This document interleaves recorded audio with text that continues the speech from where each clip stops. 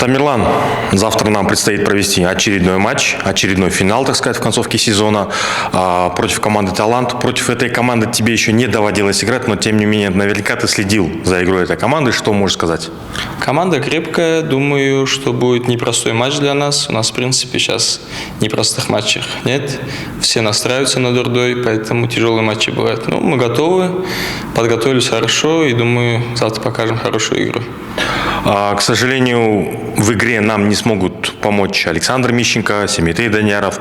Скажется ли их, на твой взгляд, отсутствие в завтрашней игре?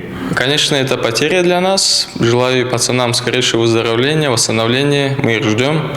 А так у нас достаточно много хороших, качественных футболистов, поэтому, думаю, они с достоинством заменят их.